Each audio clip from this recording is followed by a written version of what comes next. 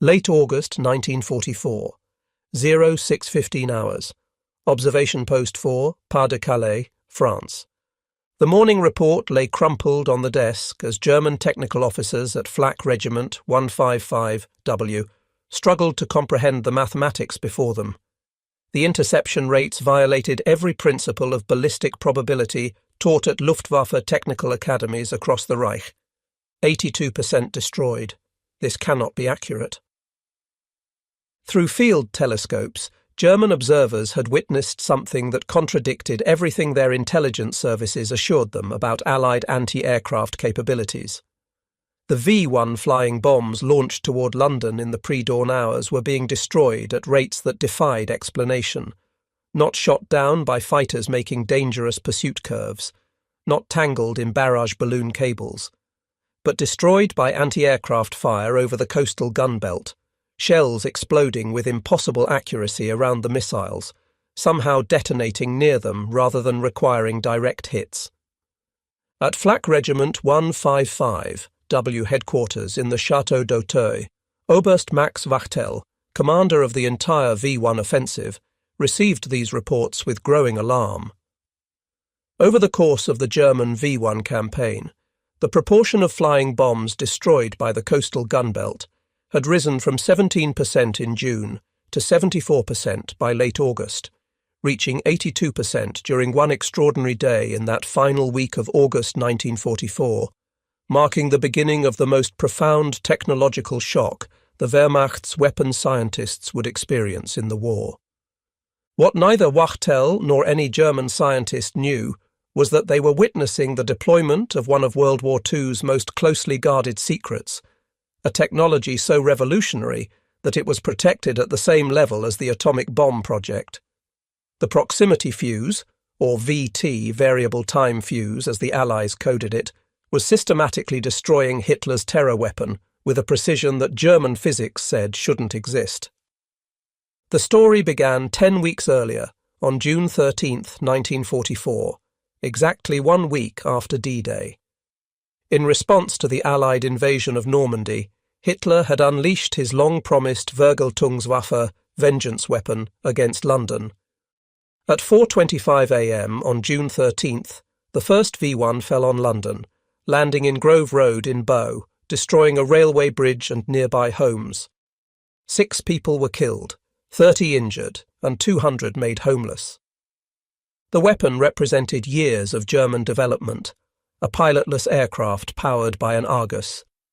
As 109-014 pulse jet engine, carrying 850 kilograms of Amatol explosive at 640 kilometers per hour. It was the world's first operational cruise missile, and German High Command believed it would bring Britain to its knees. Major Walter Dornberger, head of the V-weapons program at Peenemünde, had calculated that even with a conservative 25% success rate, the V-1 would deliver more explosive power to London than the entire Blitz of 1940–41. Each V-1 cost approximately 5,000 Reichsmarks to produce, a fraction of the cost of a manned bomber mission with no risk to aircrew. At Peenemünde Army Research Centre, German scientists had reason for confidence. They had developed advanced rocket technology, created operational jet aircraft, and now fielded the first cruise missile. Dr. Robert Lusser, who designed the V-1's control system, calculated that Allied interception was nearly impossible. The flying bomb travelled at 640 kilometers per hour at varying altitudes between 600 and 2,700 meters. British fighters needed speeds exceeding 650 kilometers per hour to intercept. To destroy it, they had to close within 200 meters, risking destruction from the explosion. As for anti-aircraft fire, the probability of a direct hit on such a small, fast target was calculated at less than 1 in 10,000 shells fired. This wasn't propaganda, but sound ballistic science. Conventional time-fused shells required accurate prediction, precise calculation, manual fuse setting, and perfect timing. With the V-1's speed, gunners had perhaps 30 seconds from detection to engagement. Oberst Max Wachtel, commanding Flak Regiment 155W, knew these limitations from both sides of anti-aircraft warfare. During the campaign, Germans would launch 9,521 V-1 missiles from ground sites against England, with thousands more against other targets, bringing the total to approximately 25,000 V-1s deployed throughout the war. Within days of first launches, troubling reports reached German intelligence. British anti-aircraft defences were adapting with suspicious speed. By late June, the interception rate climbed from 10% to 24%, higher than predicted but explainable. Then came July, and the statistics became inexplicable. German technical officers monitoring effectiveness noticed British guns claiming V-1 kills with impossibly low ammunition expenditure. Observers on the French coast witnessed V-1s flying steadily toward England, suddenly surrounded by flak bursts, then tumbling from the sky despite explosions occurring too far away for direct hits. Unknown to German intelligence, they were witnessing proximity fuses that turned near misses into kills. The technology had been operational in the Pacific since January 1943, when USS Helena shot down a Japanese dive bomber with shells that exploded when sensing proximity to targets. The German intelligence failure was comprehensive. The Oslo report of November 1939 mentioned proximity fuse research, but German scientists dismissed it as disinformation. Germany had attempted developing similar technology, over 30 different designs researched, but none achieved operational status. German engineers had concluded proximity fuses were impossible. The technical challenges seemed insurmountable, miniaturizing radio transmitter receivers for artillery shells, making vacuum tubes survive 20,000 G-forces, creating batteries that could activate after years of storage, achieving mass production. Yet by August 1944, American factories were producing 40,000 VT fuses daily. During the final week of August 1944, the proximity fuse achieved its maximum effectiveness. The British had reorganized their entire anti-aircraft defense system. Guns employed American SCR-584 radar for automatic tracking. More crucially, they fired shells equipped with VT fuses modified specifically for V-1 threats. The Royal Artillery and RAF Regiment had redeployed from North Downs positions to the south coast, creating a concentrated gun belt. This coastal positioning ensured any dud shells fell into the sea, preventing German capture. As V-1s crossed the English coast, they entered a kill zone where technology trumped statistics. The SCR-584 radar automatically locked onto targets, calculated trajectories, and fed firing solutions to guns. The proximity fuse contained miniature radio transmitters built with tubes developed by Sylvania Electric and Western Electric. When reflected signals indicated proximity, Theratron switches triggered detonators, sending steel fragments through V-1 hulls. On the peak day in late August, coastal guns destroyed 82% of incoming V-1s, a rate German engineers deemed physically impossible. Reports of 82% interception created crisis meetings at German headquarters. Wachtel suspected sabotage. Emergency inspections found nothing wrong with missiles. Test firings over German territory showed normal performance. The problem manifested only against British defences. German experts concluded the British had developed revolutionary anti-aircraft systems, but couldn't determine specifics without captured examples. They tried varying tactics, different altitudes, larger salvos, night launches, weather exploitation. Nothing worked. The kill rate remained devastating. At Peenemünde, scientists faced an uncomfortable conclusion. If Allies had developed proximity fuses, they had achieved what Germany thought impossible. German efforts to uncover the secret intensified, but failed completely. The proximity fuse's security was nearly perfect. Production was compartmentalized across 110 factories. Workers knew only their specific tasks. Even the name variable time was deliberately misleading, suggesting conventional timed fuse rather than proximity sensors. By 1944, American electronics industry capacity was devoted to fuse production. 22 million proximity fuses would be produced by war's end, costing over $1 billion in the 1940s. The Crossley Corporation alone produced over 5 million fuses, nearly a quarter of total production. The numbers revealed staggering industrial mismatch. While Germany struggled producing V1s using forced labour, America transformed its electronics industry for fuse production. Peak daily production reached 40,000 units. Costs dropped from $732 per unit in 1942 to $18 by 1945. Crossley Corporation, which had manufactured radios and refrigerators pre-war, employed 10,000 workers producing 16,000 fuses daily at peak. Sylvania Electric dedicated its entire vacuum tube research division to developing ruggedized components, producing 400,000 miniaturized tubes daily, 95% of all tubes used. The contrast was absolute. Germany handcrafted weapons in limited numbers. America mass-produced revolutionary technology at unprecedented scale.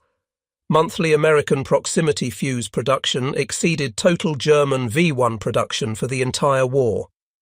The proximity fuse represented extraordinary engineering. The device had to survive being fired from a gun, 20,000 G acceleration, 25,000 RPM spin, temperature extremes. Sylvania developed miniature vacuum tubes based on hearing aid designs, but reinforced to survive these forces. Batteries remained dormant for years, yet activated instantly when needed. The fuse contained a miniature radio that transmitted signals continuously. When reflections indicated proximity to large objects, circuits triggered detonation. This seemingly simple concept required solving problems German engineers considered impossible. Quality control was unprecedented. Every fuse underwent multiple tests. Random samples were actually fired in test guns. Rejection rates below 2% demonstrated remarkable manufacturing precision at massive scale. By September 1944, the V1 offensive was effectively neutralized. Of 9,521 V1s launched from ground sites against Britain, only 2,515 reached London, killing 6,184 civilians and injuring 17,981. While tragic, these casualties represented a fraction of German intentions. General Frederick Pyle, commanding Anti-Aircraft Command, calculated that without proximity fuses, V1 casualties would have been 4 to 5 times higher. The proximity fuse saved London from devastation. Germany shifted to night launches and developed the V2 rocket, which flew too fast for interception. But these desperate measures couldn't achieve strategic impact. The V1 became a costly failure, consuming resources desperately needed elsewhere. The German failure to detect proximity fuses represented one of history's greatest intelligence disasters. Despite extensive networks and technical expertise, Germans never grasped what they faced. The program remained secret throughout the war. Not a single intact proximity fuse fell into German hands during the V1 campaign. Remarkably, during the Battle of the Bulge, German forces captured an American ammunition dump containing proximity fuses but never recognized them. Their assumption that such devices were impossible blinded them to evidence in their own hands. After Germany's surrender, interrogations revealed complete German ignorance about proximity fuses. Oberst Max Wachtel told Allied officers they suspected improved radar or faster-setting fuses, but never imagined self-thinking shells. German scientists shown captured American VT fusers expressed disbelief. They couldn't comprehend tubes surviving acceleration, batteries remaining viable, circuits functioning after gunfiring. They estimated being 10 years behind American technology. Dr. Merle Tuve, who led proximity fuse development at Johns Hopkins Applied Physics Laboratory, later reflected that success came from systematic collaboration between scientists, engineers, and production workers, something totalitarian systems couldn't achieve. The proximity fuse demonstrated that World War II's outcome was determined in laboratories and factories as much as battlefields. While Germany pursued exotic wonder weapons, America focused on multiplicative technologies enhancing existing weapons. The proximity fuse made every anti-aircraft gun 5 to 10 times more effective. Secretary of the Navy James Forrestal stated, "The proximity fuse has helped blaze the trail to Japan." Without the protection this ingenious device has given the surface ships of the fleet, our westward push could not have been so swift, and the cost in men and ships would have been immeasurably greater. The V1 program relied heavily on slave labor. Tens of thousands of concentration camp prisoners died in underground factories manufacturing V1s. Meanwhile, American workers voluntarily worked overtime for premium wages, not knowing exactly what they produced, but understanding its importance. At Sylvania's Ipswich facility, over 5,000 women worked 12-hour shifts producing specialized components. They discovered only after the war that they had helped save London from Hitler's terror weapons. The proximity fuse secret held completely. British anti-aircraft crews didn't know what made their shells effective. They had special ammunition with strict accounting requirements. Every proximity-fused shell fired at V1s was tracked. Unexploded shells were immediately secured. Naval vessels patrolled the channel, preventing German recovery of duds. This secrecy cost lives. Allied ground forces couldn't use proximity-fused artillery until December 1944. Thousands of soldiers died because the technology was too secret to risk. Yet using them against V1s was justified. London's survival during the invasion was crucial. For Germany, the V1 program drained critical resources while achieving minimal strategic impact. Launching approximately 25,000 V1s total cost millions of Reichsmarks and diverted resources from fighter aircraft and anti-tank weapons desperately needed on shrinking fronts.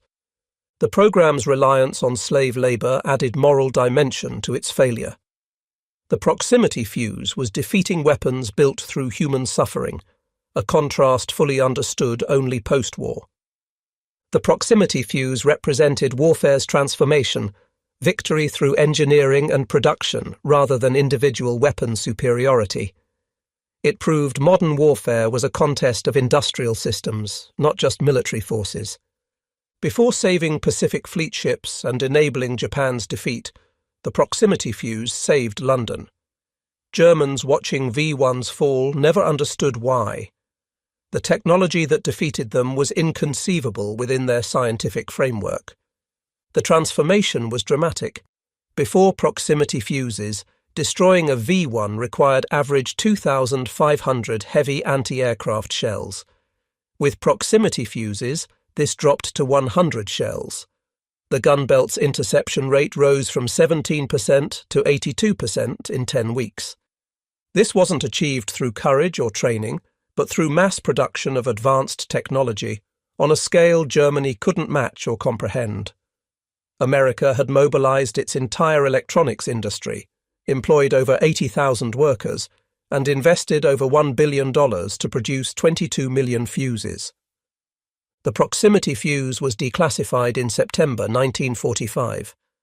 The War Department announcement began, "One of the most important weapons developed during the war, surpassed in effectiveness only by the atomic bomb." For German scientists who had puzzled over V1 failures, revelation brought understanding and humiliation. They had been defeated not by strategy or courage, but by industrial capacity they hadn't imagined possible. Post-war interviews revealed German shock.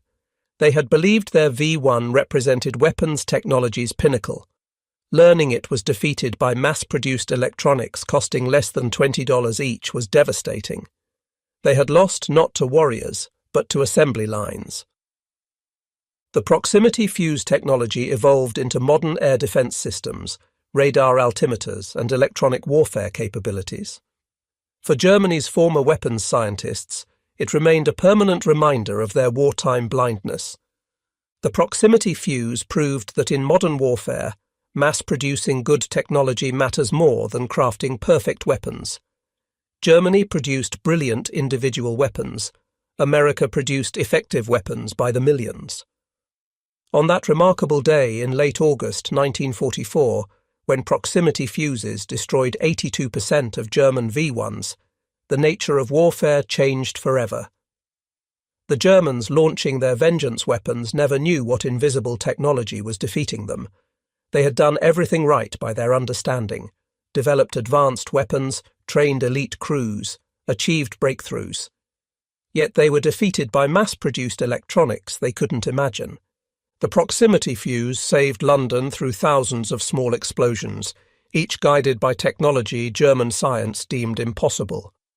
It was industrial democracy's triumph over totalitarian engineering, mass production over crafted perfection, multiplied simple solutions over complex wonder weapons. The Germans never discovered what hit their V1s as they fell burning from the sky, defeated by a secret they couldn't conceive, and an industrial might they couldn't match. The proximity fuse had turned Hitler's vengeance weapon into London's salvation, and the Germans never understood how or why until long after it mattered. In the end, America's greatest victory wasn't on battlefields, but in factories where millions of workers, many of them women who didn't know what they were making, produced the tiny electronic devices that saved a city and transformed warfare forever.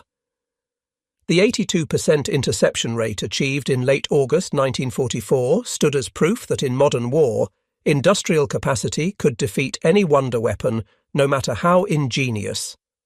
The proximity fuse was more than a weapon. It was evidence that democracy's ability to mobilize science and industry could overcome tyranny's forced brilliance. And the Germans, watching their perfect weapons fall from the sky, never knew why they had already lost a war their leaders insisted they were winning.